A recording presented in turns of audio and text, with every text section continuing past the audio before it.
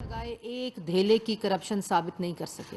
आपने मदीना की रियासत के नारे लगाए, मदीना की रियासत के नारे लगाने के साथ साथ उसी सांस में 2 करोड़ लोगों को गुर्बत की लकीर से नीचे किया, 60 लाख लोगों को बेरोजगार किया, महंगाई की शरह को 16% पर पहुंचाया, आटे की कीमत को 35 रुपए से 90 रुपए किलो तक पहुंचाया, चीनी की कीमत को 52 रुपए से 120 रुपए किलो पहुंचाया। और वो ऐसे नहीं पहुंची, वो उन कार्टल्स और माफियाज की सरबराही करते हुए, उनकी परवरिश करते हुए काबीना के अंदर समरी को इमरान खान साहब ने साइन किया, चीनी को एक्सपोर्ट किया, मुल्क में किल्लत फैलाई, उसके बाद चीनी को इंपोर्ट किया। उसकी वजह से 52 रुपए चीनी जो है वो 120 रुपए चीनी लोगों ने, माओ ने, बेटियों ने रमज़ान के महीने पे लाइनों में खड़े होकर 1 किलो चीनी के ऊपर अंगूठा लगाकर, शनाख्ती कार्ड दिखाकर वो 1 किलो चीनी खरीदी, मदीना की रियासत का दावेदार करने वालों में। उसी सांस में कश्मीर फरोशी हुई, कश्मीर को बेचा गया। और आज जो खुददारी और खुद मुख्तारी के नारे लगा रहे हैं, ये वही लोग हैं जिन्होंने कश्मीर का सौदा किया था। ये वही लोग हैं जो अमेरिका से आए थे तो कहा था हम वर्ल्ड कप जीत के आए हैं। ये वही शख्स है जो मोदी का कैंपेन मैनेजर बना हुआ था। ये वही शख्स है जिन्होंने पाकिस्तान की आवाम की दवाई उनसे छीनी और उसके बाद वजीर को फारग करके उस वजीर से पैसे लेकर आज वो पैसे जलसों पे लग रहे हैं। ये वही शख्स है जिसने फॉरेन फंडिंग के जरिए 73 लाख डॉलर की मनी लॉन्ड्रिंग की। 73 लाख डॉलर का जो डिक्लेयर नहीं किए, जो सामने स्टेट बैंक की रिपोर्ट ने दिए हैं, उसका कोई जवाब नहीं। उसके बाद जो गैर कानूनी, जो अभी डिक्लेयर भी नहीं, जो 11 अकाउंट्स हैं, जो अकाउंट्स इन्होंने कहा कि ये मेरे पार्टी के ओहदेदारान हैं, जिसमें से एक इस वक्त सदर पाकिस्तान है, एक स्पीकर रहे हैं, उसके बाद एक लंबी फहरिस्त है, गवर्नर रहे हैं सिंध के, अभी भी शायद गवर्नर हैं वो सिंध के, और वो तमाम 11 लोग जो हैं वो इनके ओहदेदारान हैं। और उनके नाम लिख कर कहा है कि ये लोग करते रहे होंगे मनी लॉन्ड्रिंग, ये लोग करते रहे होंगे फंड्स का खुर्द बुर्द, जिसमें से 2.5 करोड़ रुपया इमरान खान साहब के दफ्तर ने कैश वसूल किया, जिसको कुछ डिक्लेयर नहीं किया। ये तमाम चीज़ें वो मदीना की रियासत का नाम लेकर उसी सांस में करते रहे। कर्ज़ों के बोझ तले पाकिस्तान की आवाम को डबो दिया। 43,000 अरब का कर्जा लिया। मुल्क की तारीख में इतना कर्जा किसी हुकूमत ने नहीं लिया जितना मुल्क में 4 साल में इमरान खान ने लिया।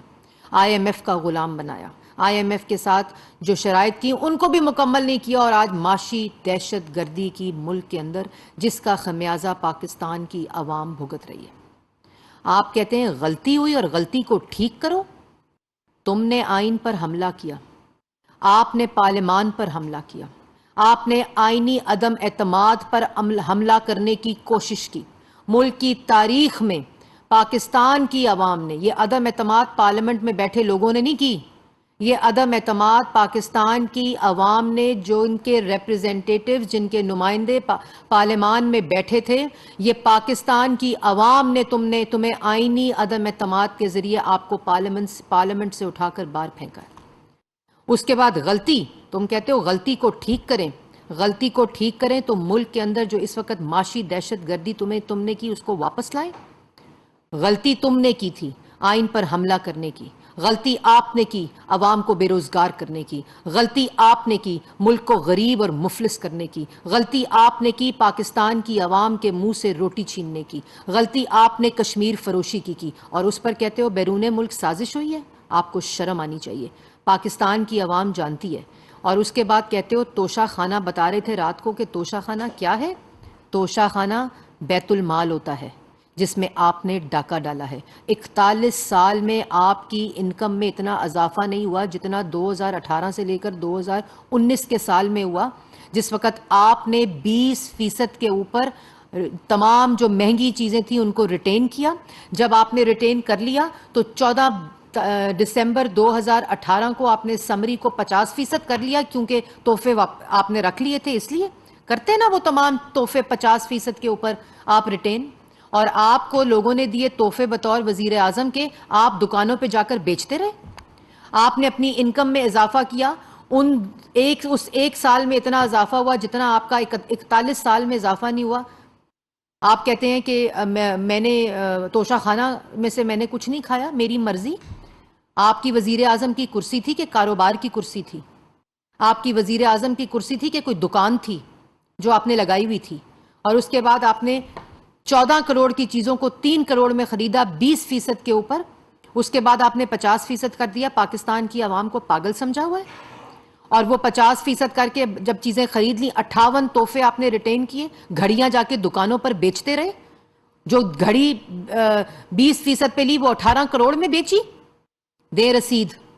और जो रिटेन किए 58 आपने तोहफे, उन 58 तोहफों को रिटेन करने की कीमत कहां से आई, इनकम कहां से आई, उसको कहां डिक्लेयर किया, और वो किसने आपको दी? मांगे तांगे का इक़्तिदार तो था, मांगे तांगे की गाड़ी तो थी, मांगे तांगे का बनी गाला का खर्चा तो था। अब तोशा खाना भी मांगे तांगे के पैसे से खरीदा। और उसके बाद कहते हैं कि तोशा खाना क्या होता है, उस पर लेक्चर दिया रात को। तोशा खाना ये होता है कि आपने बैतुल माल में डाका डाला। तोशा खाना ये होता है कि आपने बतौर वजीर आजम जो तोहफे वसूल किए उनको दुकानों पे जाकर बेचा। तोशा खाना ये होता है कि 14 करोड़ की चीज़ों को 3 करोड़ में लेकर 18 करोड़ में बेची। उसके बाद साइकिल पे जाना था दफ्तर, गवर्नर हाउस में बनानी थी यूनिवर्सिटी, प्राइम मिनिस्टर हाउस में बनानी थी यूनिवर्सिटी। ये हैं वो गलतियां। तुम 1 अरब का उड़ाओ हेलीकॉप्टर और कहो गलती को ठीक करें। इलेक्शन पाकिस्तान की आवाम का हक है, जो मुद्दत पूरी होने के बाद होगा इंशाल्लाह। और गलती, और जो इलेक्शन होगा अब उसमें आरटीएस बैठने की गलती नहीं होगी इमरान खान साहब। अब डस्का की तरह धुंध नहीं छाएगी। अब डस्का की तरह जो वोट के बक्से हैं वो धुंध में चोरी नहीं होंगे, और इलेक्शन कमीशन का अमला चोरी नहीं होगा। और जिस बैरूने मुल्क साजिश की तुम बात कर रहे हो, कभी कहते हो इस्टेब्लिशमेंट से ताल्लुकात ख़राब हो गए थे, तो बैरूने मुल्क साजिश किधर गई? आपको आपके अमालों ने इक़्तिदार से निकाला है। आपने पाकिस्तान की आवाम को 1 करोड़ नौकरी देने का वादा किया था, 60 लाख लोगों को बेरोज़गार किया।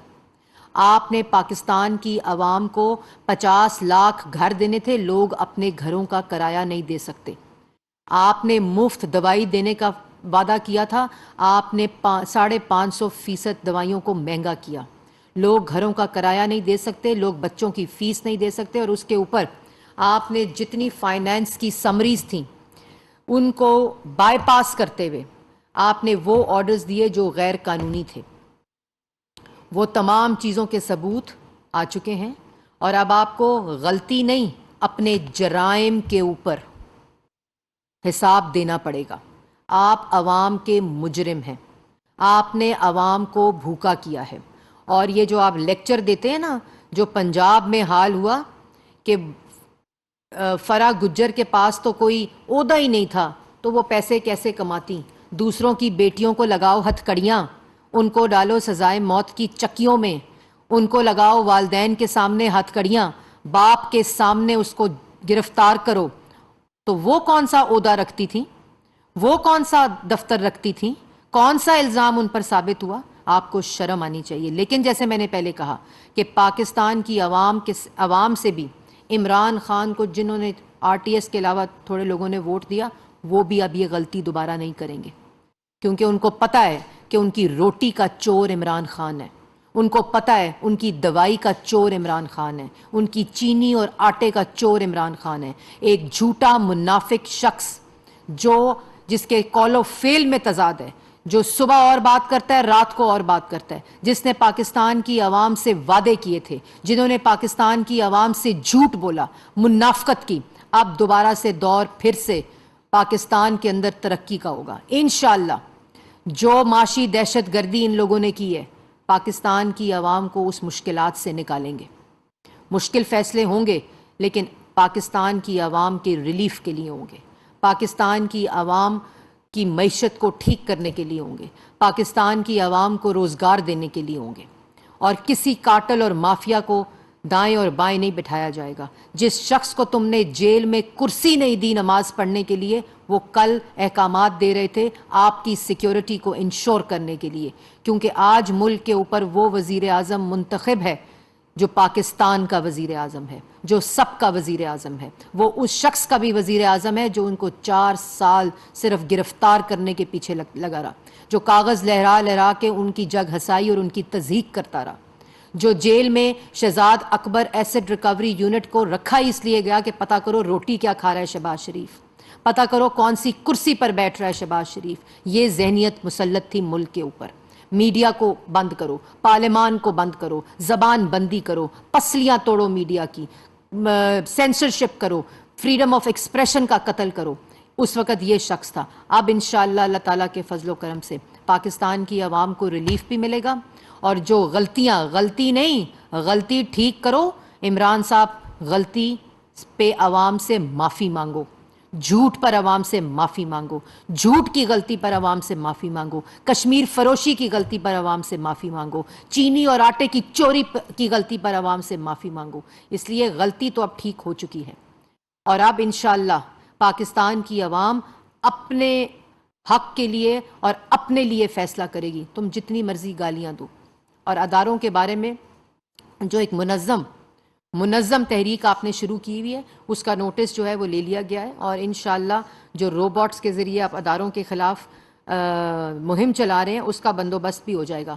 आप डी चौक से शुरू हुए थे गाली देने, धमकी देने, पुलिस वालों का सर फाड़ने, सिविल नाफरमानी की तहरीक चलाने, बिजली के बिल जलाए। बिजली के बिल आज ना जलाना, क्योंकि आज जो पाकिस्तान की आवाम बिजली और गैस का बिल दे रही है वो तुम्हारी गलती की वजह से दे रही है।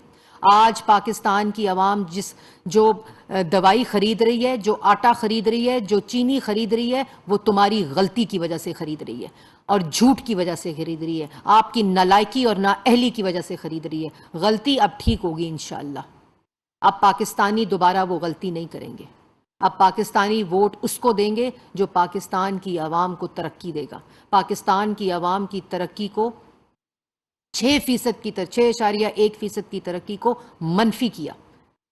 6% की तरक्की को इस वक्त भी तरक्की 4.1 है, जो पाकिस्तान मुस्लिम लीग नून की हुकूमत के 6.1% तक नहीं पहुंची।